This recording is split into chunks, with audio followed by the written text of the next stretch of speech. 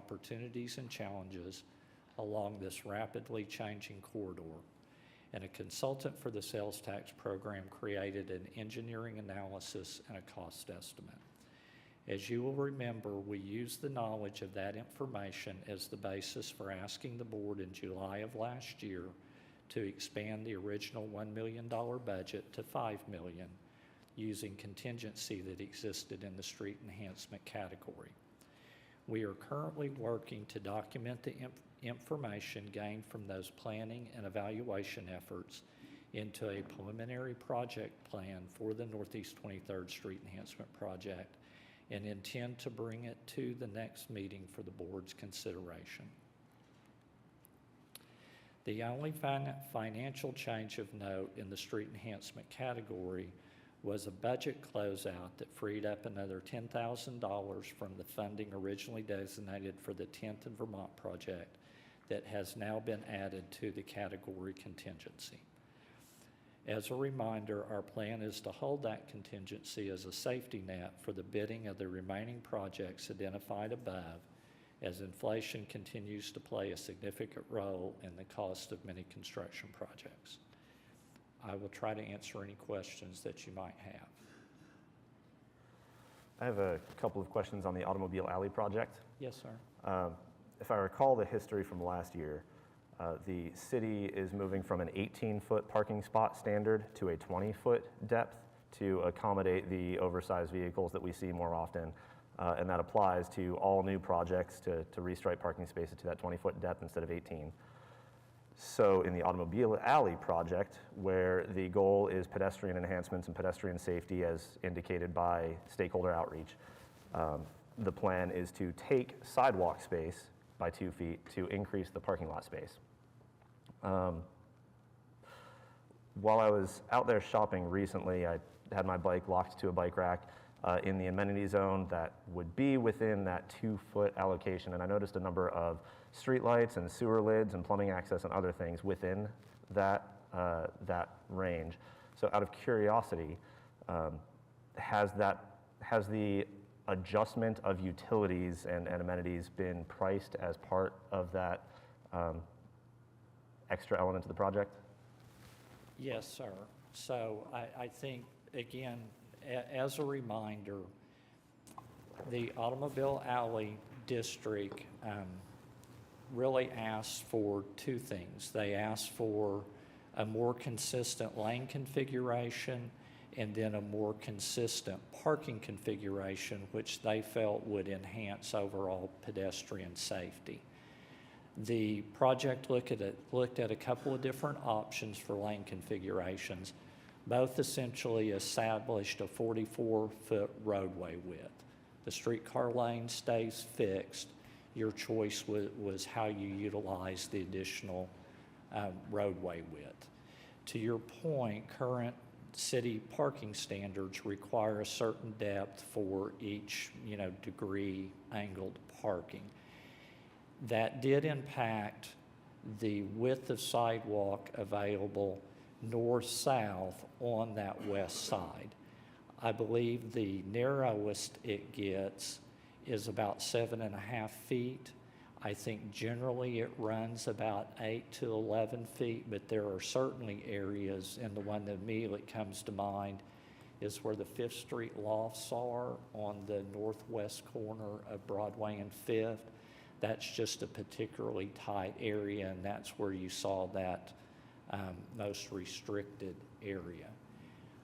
I think, again, in working through the district's request, something that did occur, though, even though the lane configuration kind of dealt with that 44-foot width, it did work to standardize the size of the bump outs at each intersection, and it was able to create shorter crossing distances across Broadway. But your observation is certainly right. It does take some capacity out of the north-south movement on that west side. Right. And I recall in back and forth design elements, there's consideration of changing the parking to parallel parking instead of angled parking or perpendicular parking. If I recall, they haven't yet considered what reverse angle parking might look like. just to enhance consistency with other projects around the city. I definitely appreciate the bump outs and the standardization of how crosswalks would look, and that's key for pedestrian safety, absolutely. I just think it's really important for transparency that all of the stakeholders see exactly how much it costs to move curb, to update utility and whatnot, and that in order to maintain angled parking versus parallel parking, that's the extra taxpayer responsibility to help those shop owners out. I think that transparency of how much taxpayers are paying for that parking is important. Well, I know that SRB has revised their cost estimate as they continue to work through the plans. If you don't mind, that's something that I can ask them to kind of break out and specifically show, and I can share it with the members through email, or we could bring it back as part of the presentation at the next meeting, whichever is your preference. That would be great, and I understand that the design is going forward in that direction anyway, so I don't think there's a lot of opportunity for rebuttal, but what I've seen in the cost estimates is just so much money for how many ever linear feet of concrete or something to that effect, which does not separate the west side's curb project versus the bump outs versus other things. So I just like to see that itemized. Well, let me share what that looks like, and we can then kind of decide how to move forward, but we would be happy to bring that back to the next meeting. I appreciate it. Okay, thank you.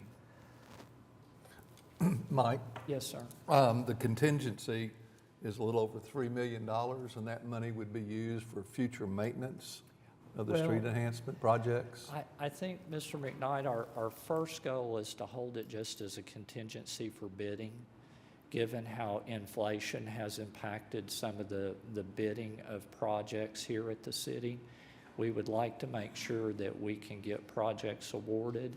I think after we cross that threshold, then I do think if funding is available, again, the action that the board took at the 25th meeting in July was to prioritize existing projects and then new projects. And one of the things that has been talked about is a sort of maintenance fund or endowment, something of the sort to help maintain street enhancement projects.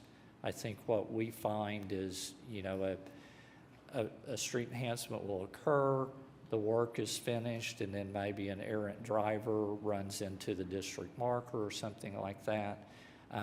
Certainly, I think something like a maintenance fund could play an important role moving forward of how we take care of the amenities and the assets that these projects have been able to create. But the way it stands now would be that future maintenance situations would be funded by the general fund? Typically, when that call comes in, we look at all available resources, Mr. McKnight, and a lot of times it will fall back to the general fund. Thank you. Thank you. If there are no other questions, I will invite Brock back up to cover sidewalks. Thank you. Item 3C1 is sidewalk projects. Our project status map shows that the downtown sidewalks is the only project. We've done a final walkthrough, and so they're just finishing punch list items before we can close that project out.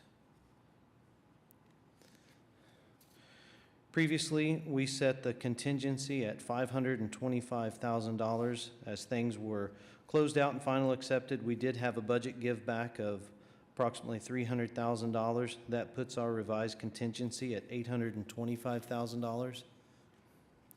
This gives us the opportunity to go back to a previously approved list, and it gives us enough money to pick up Northwest 39th and the Portland Vicinity Transit Project. The unique opportunity with a lot of these kind of just general sidewalk projects is we have unit price contracts in place, so we kind of know what those costs are, so it gives us that kind of level of comfort to go after projects and leave ourselves with not a whole lot of contingency left in the project, but that's kind of our idea as we move forward. We just kind of keep trying to pick the next project that we have the money for and just kind of get it less and less. On the Northwest 39th in Portland, my memory is a little bit shaky. Has there been any design work presented about what that might look like? Say that last part one more time. Has there been any design work presented on what the sidewalks are going to look like or how they're routed? I'm not 100% sure that we've done all that, but it's something that we'll take into effect. We have an idea of what the cost will be. We've done a preliminary report, so we have it evaluated, but we'll continue to look at that. Okay, I'm excited to see what you've got. Of course, it's in my ward. My optometrist and my dentist are over there, and it's an interesting place to try to bike to, so I'm excited to see what comes of it. Absolutely. Just because I was wanting to make sure I had my head right, so do we know if it was talking about sidewalks along Portland or along 39th Street? The transit portion is, I might see if Justin can help me with exactly on that one. Hi, Justin Henry, Transportation Planning. Yeah, so the transit here kind of goes up and down Portland, and we got this project it was the top of Embark's list for sidewalk needs, and so they see a lot of people trying to walk to the disconnected stops. Trying to cross 39th Street on Portland was particularly difficult, so that's one of the places they really wanted to fix. Okay. It's a very interesting junction that to the general public, Northwest 39th isn't necessarily the way I commonly think about it. I think about it as Route 66. It's pretty massive and induces high-speed cars. So, and Portland is like right at the transition there. So yeah, technically Northwest 39th, technically also Route 66.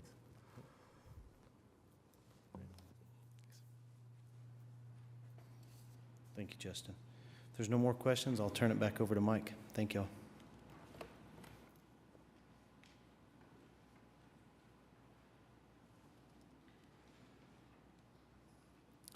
In providing individual project updates for item 3D1, I will admit information on Lottie, Spring Lake, and Indiana Linwood projects as they will be covered on subsequent agenda items.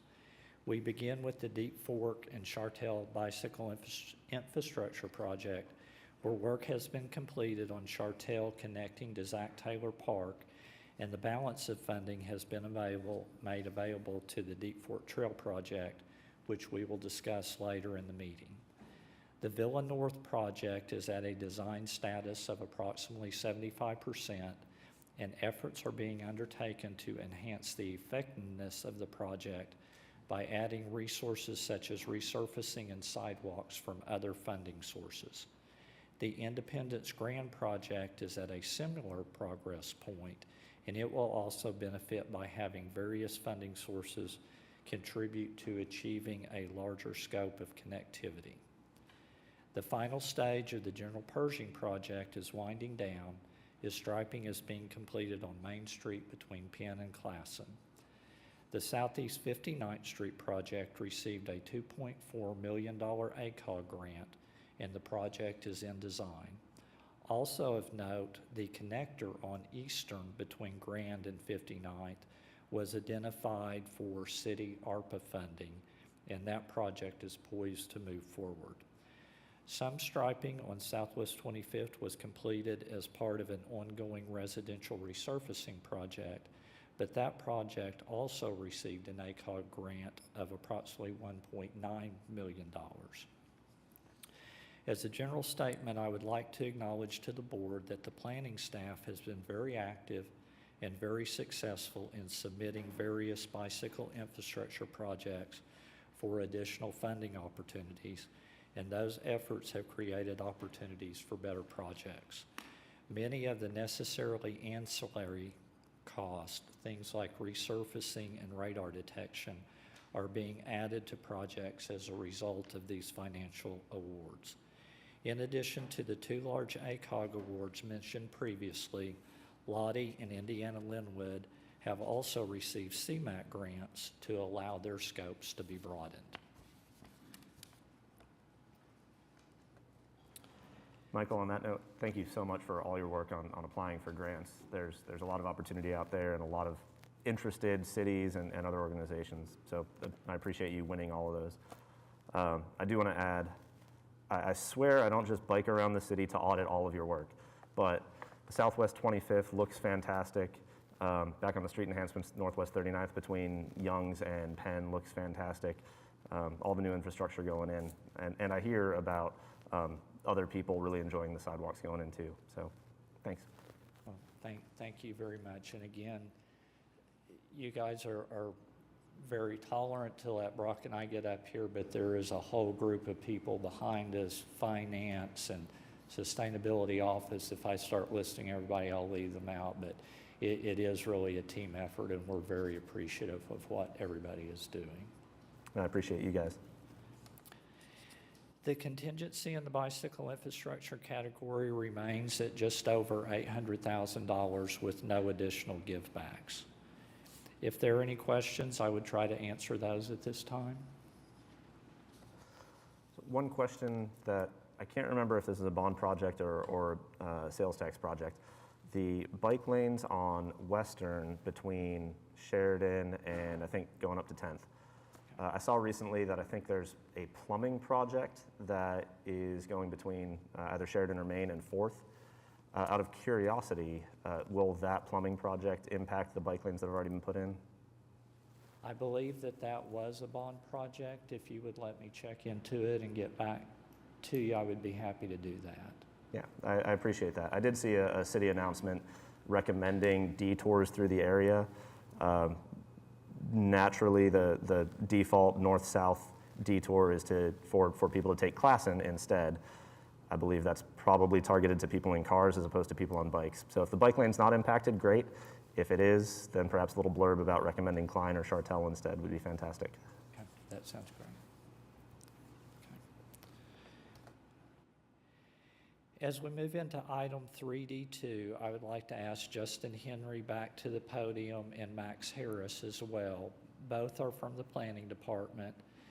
And in addition to their involvement in the sales tax program, Justin and Max have been leading the efforts on the city's update of Bike Walk.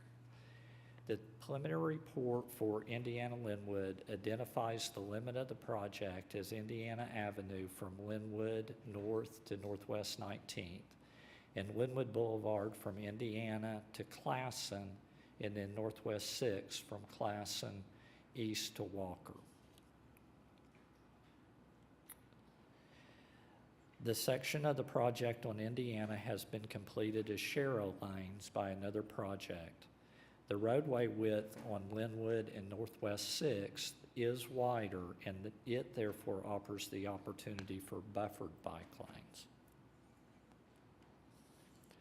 It is believed the budget is adequate to provide resurfacing as needed, upgraded traffic signals, detection, and ADA compliance at intersections, and all bicycle infrastructure.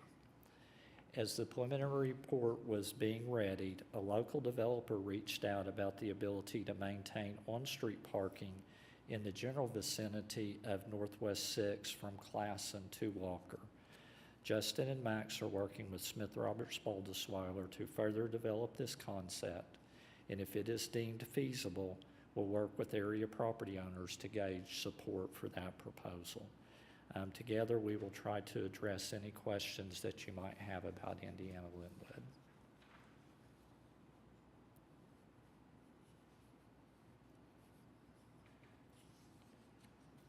Hey, Michael, if I was reading between the lines, are you saying that you guys are trying to do parking protected bike lanes at 6th Street? I think that has been the request, Mr. Thompson, so the guys are kind of actively working on that to see if that truly is a feasible opportunity. We're going to cover it here in just a second. We had previously identified Lottie as our pilot project for parking protected bike lanes. So this is coming relatively early in the program, but that was the request.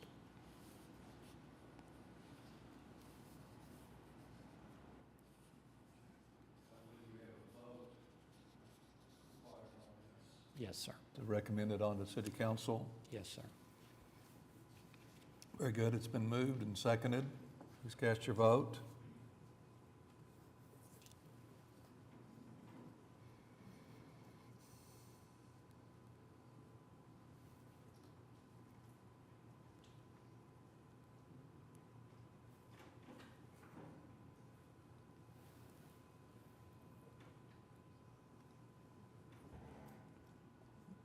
Very good. Motion passes. Next item is 3D3.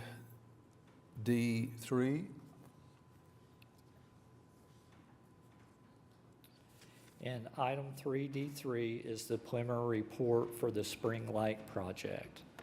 The limits for Spring Lake are identified as North Spring Lake Avenue, North Laird, North Kelly, and North Phillips from Martin Luther King to Northeast 13th Street. A combination of both sharrows and buffered bike lanes are being proposed to complete the route.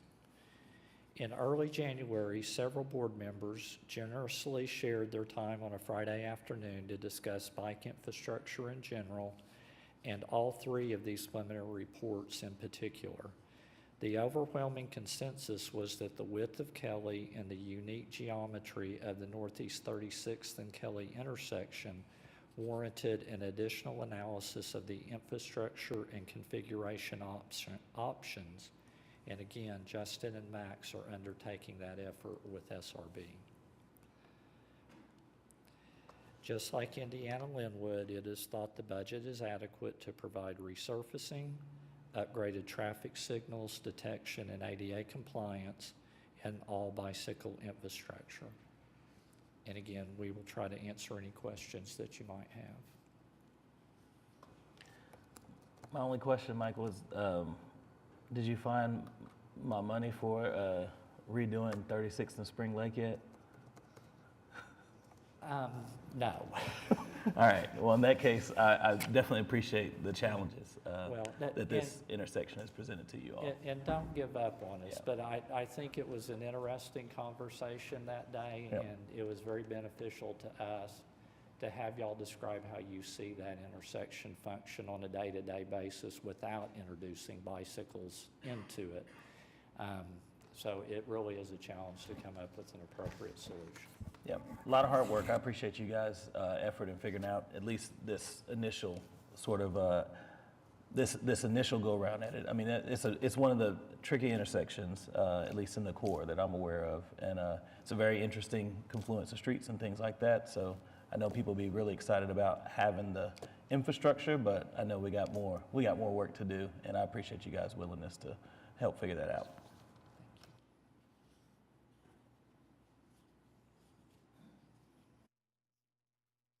This also requires a vote.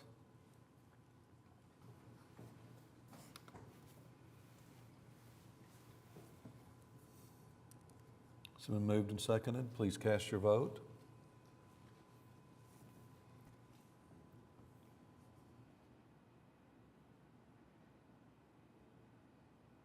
Motion passes. Thank you.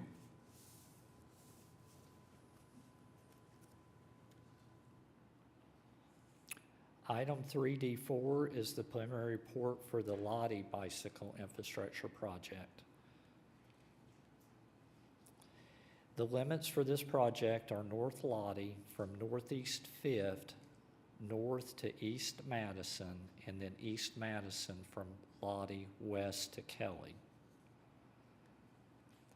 Lottie will be the city's pilot project for the first parking protected bike lanes, and as such, buffered bike lanes are available from Northeast 4th to Northeast 13th, and parking protected bike lanes are then available from Northeast 13th to Northeast 23rd.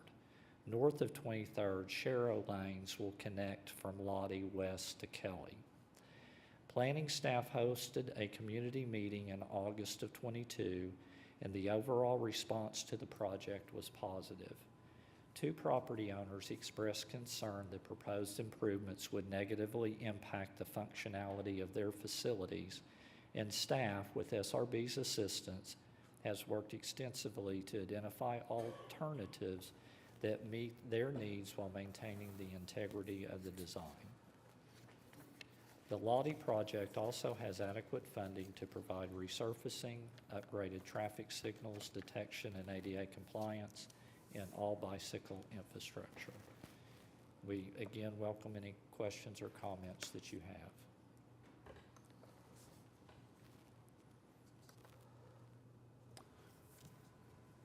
No questions? This also requires a vote, please. It's been moved and seconded. Please cast your vote.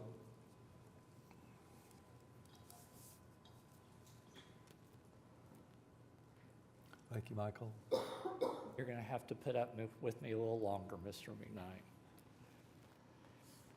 Transitioning to item 3E1, you can see on the map the only two ongoing trail projects are the new Hefner Trail and the Deep Fork Trail. At present, work has been completed at Hefner and the project is moving towards final acceptance. Deep Fork has been bid and work has started, and additional information on that project will be shared shortly. The completion of the South Oklahoma River Trail allowed approximately $80,000 to be added back into the trail's contingency, making $140,000 available for use on existing or new projects. Before advancing to the Deep Fork update, I would like to note that staff is also working on the completion of the trail signage program, and we anticipate a presentation on signage will be on the board's next agenda. With that, I will be happy to answer any questions that you have. Mike, on the signage at the Burt Cooper trails. Yes, sir. I think before any signage is put up, it needs to be severely proofread. Okay. And when on the trail advisory group that worked on that, one of the common themes that everyone had was to make sure that north was always at the top of a map. Okay. Unfortunately, on some of those maps, north is at the bottom of the map. It's not orientated And I can't stand on consistently. my head. There may be those that can. Okay. But I think, and then on the east side there where Lions Park is, Yes, sir. there's a wayfinding sign that has it out on the Lake Hefner Parkway. Okay. So I know that was the first attempt of signage that was put up. A lot of good feedback on the one side of the signs, which is calls for trail safety. Okay. Which I think that's very much needed. We really, one thing our trails have not had in our city is adequate signage. You go to other places and it's both information as far as trail safety goes, as far as wayfinding goes. But I know there was a number of glitches and I'm sure that those could be corrected, but before it expands, I think people need to look really closely at those, because people are going to trust that map Sure. on the wayfinding situation. But I think for sure north has to be the top of the map wherever it's placed. If you don't mind, let me engage with you maybe over email or whatever's convenient and pick up some information and we'll share it back with staff. Yes, sir. Good. That'd be great. Thank you. Just one little tidbit on the north up aspect. I'm with you there. I prefer north up myself. There's certainly an argument to be made that depending on how the sign is oriented when installed, have it oriented so that the way you're looking at the sign is the way you're looking globally. That in practice seems to be somewhat of a challenge if during installation there's a tree root or something in the way and then the implementers decide to rotate the sign a little bit. I've seen that around the city a couple of places as well as other cities where I've been a tourist. So north up alleviates that potential situation just from a builder's perspective. Okay, thank y'all very much. So I had a question about the Deep Fork. So is the plan now to change the route to go from Kelly to 50th and back around, or is that just sort of showing, I guess, the preliminary installation? Well, if you don't mind, let's just jump in to Deep Fork. Oh, okay. Am I ahead on No, the? Sorry, no, I'm sorry. You're perfect, Mr. Okay. Thompson. Thank All right. you. So item 3E3 is an update on Deep Fork. And as the board is aware, the Better Street Safer City program provided approximately $17 million in funding from the bicycle infrastructure and trails category to the Deep Fork project. The city's bond staff recently worked with ODOT to bid phases 1, 3, and 4. Phase 2 was not bid with the others as the Commissioners of Land Office is currently working on a master plan for the property that the Phase 2 alignment crosses, and they requested an opportunity to complete that effort prior to engaging on any potential agreement. The portion of Phase 3 from Santa Fe to Lincoln was not awarded due to cost. The bid was awarded to Wind Construction at just over $14 million, and this slide attempts to show it completes the trail from Zach Taylor Park to Santa Fe, including an extension south to a trailhead, and then from Kelly to Katy Trail. Going back, and this relates to your question, Mr. Thompson, as that construction moves forward, staff is currently pursuing 3 interrelated activities. Number 1 is working with the Commissioner of Land Office to identify an alignment through the area identified as Phase 2. Number 2 is submission of a RAISE grant application to fund the portion of Phase 3 from Santa Fe to Lincoln. And then the third item is development of a workaround, possibly a combination of on-street and off-road trail facilities, either on 50th or perhaps 63rd, to be implemented until the Deep Fork can be funded and completed as originally designed. At that point, if we're successful, the workaround would remain as a bicycle infrastructure asset in the Northeast community. So I think as you look at that map, kind of the rectangle between Lincoln and Kelly, that is that Phase 2. That's the Commissioner of Land Office property. So we are still optimistic that we will be able to work something out there. It is the area there from Santa Fe to Lincoln that the bids came in over budget. So we would like to find an immediate workaround that would allow the trail to be contiguous, but we certainly haven't given up on the original design or taking steps to try to make that happen. Mike, in other words, there's 2 hurdles to get it done as hoped to be done. The commission from Land Office, Yes, sir. had they not signed off on this project originally? My understanding is that they have been conducting a master plan of their facility, and they asked not to be engaged until they completed that as far as any sort of potential agreement. So that's why that parcel was held out of the bidding. Okay, and then the Phase 2 came in over budget. It's actually Phase 3, Mr. McKnight, and I apologize, it's kind of confusing, but Phase 2 is the Commissioner of Land Office section, and then Phase 3 is that section then to the west of Lincoln. And that did come in over budget. It came in at approximately $6.7 million. That probably is one of the tougher sections of the trail to build, and I think that was reflected in the pricing. Well, so the hope would be that there would be grant money in the future? We are actively working on an application right now that is due this month. Again, we have a consultant helping with cost-benefit analysis, and staff is putting that application together. But we are going to use that as a potential source for funding that, yes. So for the immediate future, there's going to be a reroute.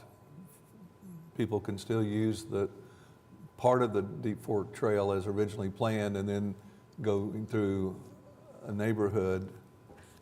And I don't know exactly what that looks like yet, Mr. McKnight. Staff has started meeting with the consultant, but they identified a possibility of a reroute that would primarily involve 50th, and then also a reroute that would primarily involve 63rd. And they're really kind of looking at what the various access points and connections might be in both scenarios. Would that be a Shero type situation, or because those are 50th in particular has a lot of hills on it, and people drive that very fast and would be right on top of. I think the current belief is probably there are areas that would need to be an off-road trail, even though it would use those alternate alignments, but all that kind of is in play right now with trying to get a recommendation together. By off-road, would that be a paved trail? Yes, sir, but a behind-the-curb trail. I think safety is such a key feature, and, you know, with the use that you see on our multi-use trails, you have little kids and people with dogs and being put in on 50th Street, that worries me greatly. Absolutely. It's certainly not the primary choice, but I think at this point we're looking at alternatives to allow some sort of connection to be made, and we'll then continue to pursue the as-designed plan. Is there money that we had, let's see, we'd invested 17 total. Yes, sir. Is there any contingency money that could be used? Well, we still have the balance of what wasn't used to award the phases that were awarded. So we do have money that the sales tax program can contribute towards the workaround or towards a match for the grant application, kind of those sort of scenarios. We just can't fund it fully at this time. And even going back a slide to understand that, you know, right now in the trails category, we've got about 140,000 in contingency. Certainly that can move over to Deep Fork if required.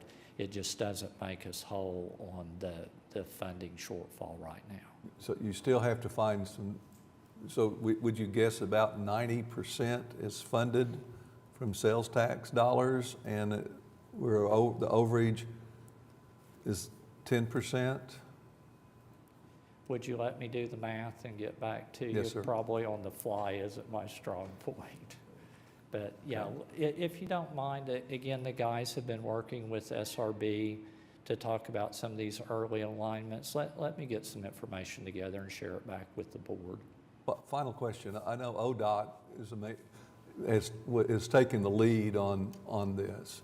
Do they have any federal dollars that they can come with to finish the phase? And I don't know the answer to that, Mr. McKnight. I'll ask. Okay. Thank you, Mike.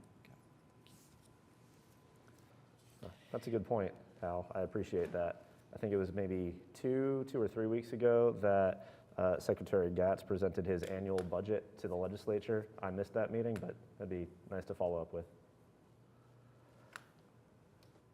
Well, I feel that this is such an important trail, and unfortunately it didn't get built quicker before costs continue to go up, but costs are going to continue to go up, it looks like. And I think we certainly owe it to the citizens of Oklahoma City that we've promised this and to make good on that. Well, and again, I would just say it is a priority within the city as well to find a way to get it finished as originally designed. You know, probably everything from sales tax money to grant applications, the next bond program. I think everything is on the table just because it is a priority for everyone. Good. And I'll just add to the importance I see of this project too. There's certainly a lot to be said about having a circumnavigating route around the city that is on the order of 60 miles of trail, maybe even more. The total amount of connected trail mileage is a huge advertising element to bike tourism across the country. The longer the connected route, the more tourism dollars it brings. You see this with the Katy Trail in in Missouri. You see it around the country, and I feel like the Deep Fork connection is the only part that's really missing to those tourism dollars. Speaking locally, I love spending money at Whole Foods or Trader Joe's or Republic or Tucker's. The only way for me to get to Classen Curve is to bike along Classen or Western. Classen under I-44 or Western over I-44, and neither of those are particularly comforting. So I'm really excited about this Deep Fork connection. The good news is you don't have to speak to a life insurance salesman if you're doing those roads. Sorry. Yeah. Well, thank you all again very much. Steve Atkins is here to review the financial summary for February 2023. Good morning, board members. I'm Steve Akins from the Budget Office, and as you can see from the numbers, our revenue since the last meeting increased by $836,000. $750,000 of that was from interest, and there were some late tax payments of $85,000. Total appropriate allocations went up $1.8 million from the last meeting, and total obligations, which are encumbrances and expense, went up $21 million since the last meeting. So you can see, reflective of what was just presented to you, a lot of activity happened in the last 6-7 months, and that's all I have to report, and I'll be glad to answer any questions.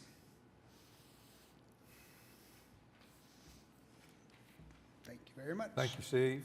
This requires a vote.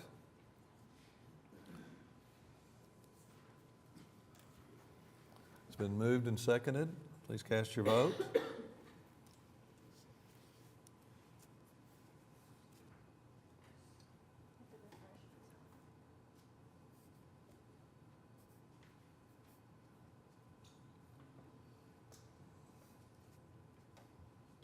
Very good.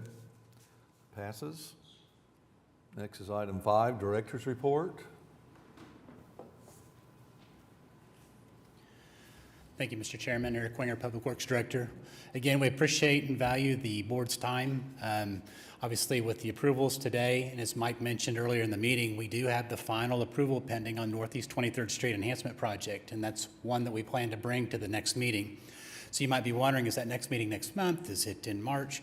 We're forecasting likely the May timeframe. So there's a considerable amount of stakeholder outreach and input that we need on the 23rd Street project. We want to make sure that we get that fully completed so that we can bring back a full report to you on the status before we get ready to finalize that project to move it forward. Something else that we're anticipating at that final meeting likely is a closeout report for the Better Street, Safer City sales tax program.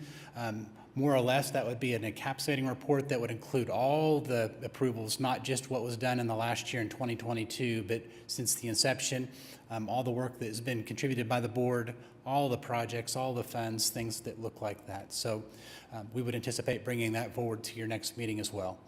If there's questions before then, don't want you to hesitate to please reach back out to staff, and we can answer any questions going forward. And again, we've got staff available this morning if you've got questions on any other items. So with that, that's all we have today. Any questions? Thank you, sir. Thank you.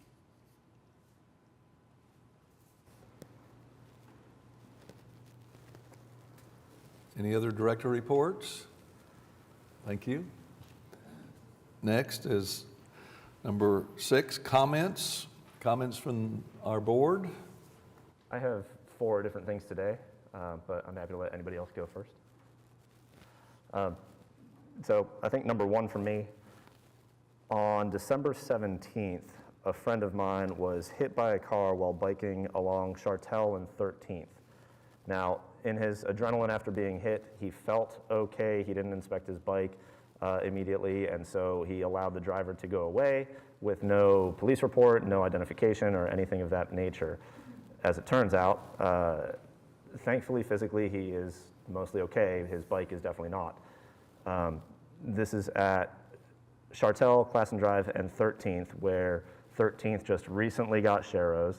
I have previously recorded vehicles going through red lights at 65 miles an hour.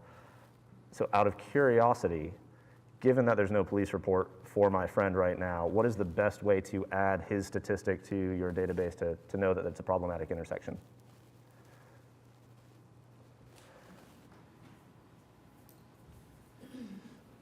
Mr. Carfang, so I'm not aware of an opportunity other than to add to the Oklahoma Department of Transportation's accident system through other than a police report.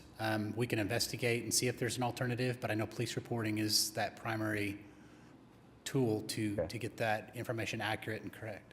Okay, so hopefully if it's not past some particular limit of dates, I'll have my friend do that. So, I mean, I think what I would maybe go ahead and recommend is that just a report be given to Oklahoma City Police Department, that they could then at least have a report that hopefully potentially could be turned in and added to that data. I appreciate it. Okay. And while you're up, the second item, I think this might be a bond project as well, so forgive me for the topic. BR004, the project on EK Gaylord. If I recall from about a year ago, there were several city council members who, for lack of a better phrase, expressed a range of emotions about the project, and that I think last year there were supposed to be some ongoing discussions about the design, including them. Out of curiosity, where does that stand? EK Gaylord and which? Between 4th and Sheridan, I believe, right by the Santa Fe parking garage. I'm going to go ahead and let Justin update on this one. It's been a joint project with Planning and Public Works. The last set of plans we saw, I'm thinking it was the preliminary report. They had gotten to the design phase of, they were proposing a two-way cycle track on the east side there that would kind of be up against the railroad, and then we kind of go east on Sheridan. So also to your previous comment, I mentioned you can always send any kind of accident notices like that to us.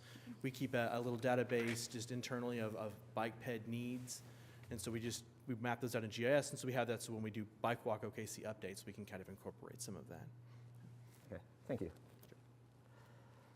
My last 2 points, as we're getting close to closing out our sales tax committee agendas, I just want to emphasize how I appreciate all the work that's being done and how important the work that we do is, all the work that you all do. I recently did get a chance to see the mini street sweeper going down bike lanes in between the flex posts and keeping them clean.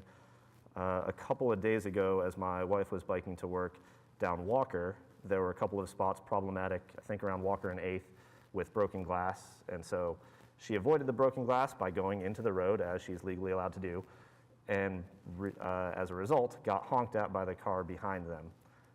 So there's a challenge with empathy and understanding, but the right safe infrastructure, especially with good maintenance equipment, is essential to the safety and well-being of everyone.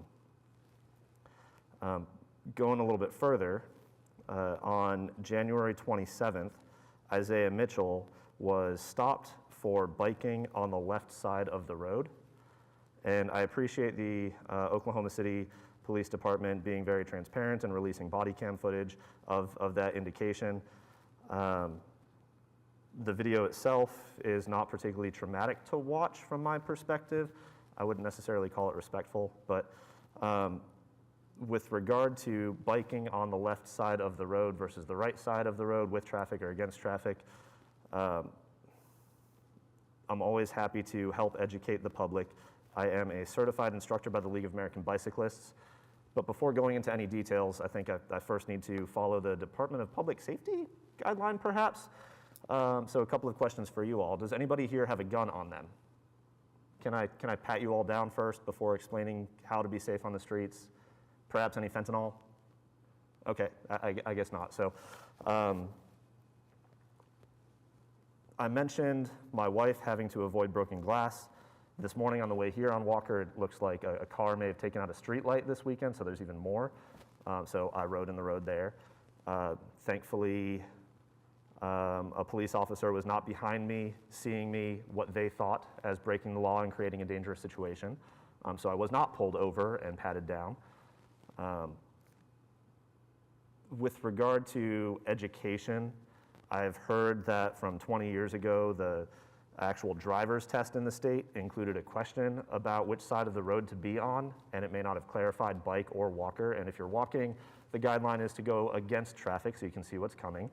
If you're on a bike, the law states go with traffic. The basis for that is in safety. And safety is a very loaded term here. If you are biking on a 30-mile-an-hour road, I'll just give that as an example. If you're biking along at 15 miles an hour against traffic, there is now a speed differential of 45 miles an hour. If you are lucky enough and skilled enough to see a car coming and you hop out of the way, great. If you're not, at 45 miles an hour, there's about a 95% chance of fatality. If you're biking with traffic at 15 miles an hour, the speed differential is only 15 miles an hour, at which point you have about a 5 to 10 mile an hour, 5 to 10% chance of a fatality. So there's a drastic difference in your own safety as a bicyclist when you're riding at speed to ride with traffic. There's additional aspects of what drivers are expecting from what speeds they're approaching other, for lack of a better phrase, people/obstacles. If you're walking or jogging, you tend to be a little bit more agile to jump out of the way, and you can go against traffic at a slow speed that the differential doesn't make a huge difference. You'd be talking about a speed differential of 27 to 33 miles an hour at a typical fast walk pace, which is maybe a 5 to 10% difference in fatality rates, right around the 50% chance. So if you're biking at really slow speed, maybe you're carrying a lot of groceries or towing a trailer with your dog in it, or there's just a whole lot of wind, or the infrastructure is not spectacular, especially on the right side of the road next to who knows what sort of traffic or parking lots, egress, ingress, et cetera, broken glass. If you are biking slowly, technically going against traffic is illegal. And so you have to weigh your safety of the infrastructure with the safety of getting pulled over and what that might lead to. I totally understand where people come from in biking against traffic. Last week there was a city council debate at OSU OKC, for which of course I biked there, and it took, based on various pieces of construction, I had to take Reno and then Portland. And thankfully I'm going pretty fast, so it's not the worst. Of course, a couple of people asked me or said to me, "Thank goodness you're such an experienced biker, and I'm sure nothing phases you anymore." And I had to correct them. My experience allows me to not react or rapidly turn my handlebars or freak out if a bad situation is happening. There's certainly an aspect of, while I'm biking with traffic, even at 20 plus miles an hour, my head is on a swivel, I'm constantly looking at my rearview mirror, I am trying to shine my headlight at the drivers behind me to make sure that they're aware of me to change lanes. Whether or not I look confident, I still feel terrified. The right infrastructure allows that fear to go away. It allows to welcome more people into it without having to make the choice of what side do I feel safest on, what side is technically legal, what sort of interactions might I have with various officials of the city. So the work that we do here, there's a stoplight at Chartel and 13th. The induction loops are great at detecting bicycles. The wait times for allowing pedestrians to cross the street and allowing me as the third biker in a line of cars to get across is good, but it's just a red light. There are cars that blow red lights at 65 miles an hour on a 30 mile an hour street. Roundabouts as an infrastructure solution could be a deterrent. Good infrastructure further reduces police officer workload from having to enforce safe behaviors. It takes their discretion out of it, it takes their workload, it takes their paperwork out of it. So the work, I just want to conclude, the work that we're doing here is critical to all of that, and I appreciate all of your time and hard work on it.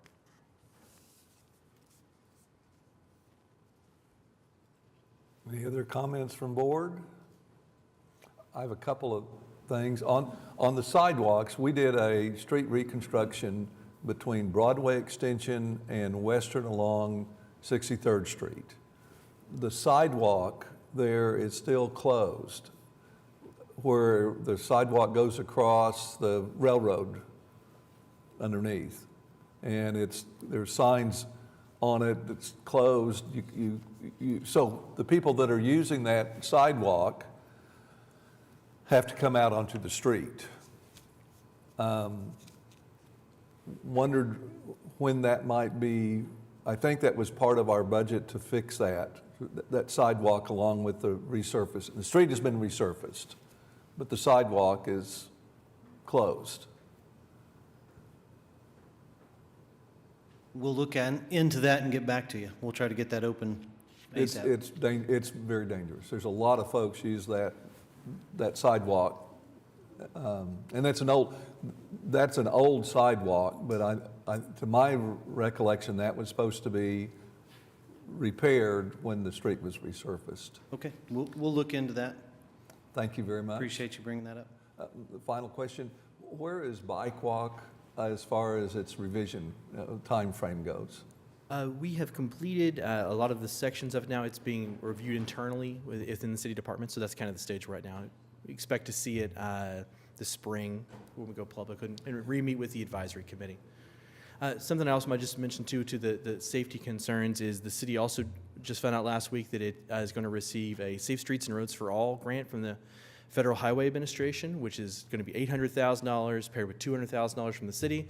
We're going to do a very robust plan to do a Vision Zero plan to reduce traffic fatalities across all modes. So we're very excited to have a new emphasis on increasing safety. So.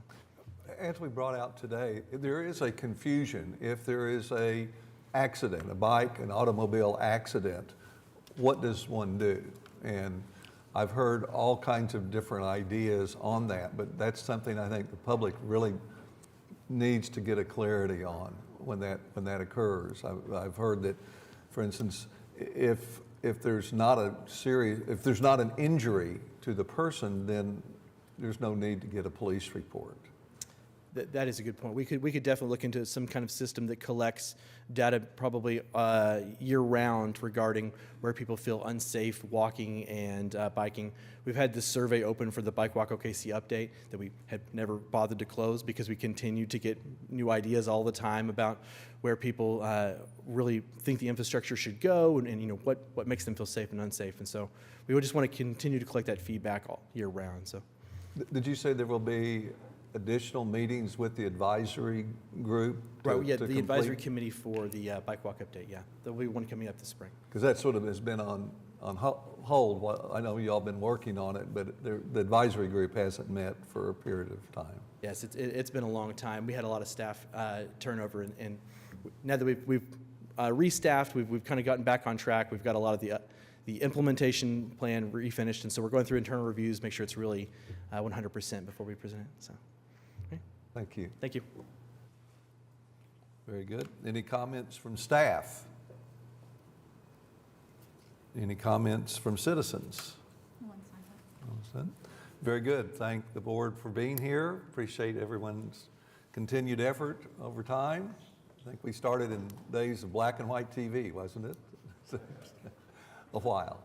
Greatly appreciate the board, greatly appreciate the city staff, and I think that there can't be a higher priority in this completion of the Deep Fork Trail.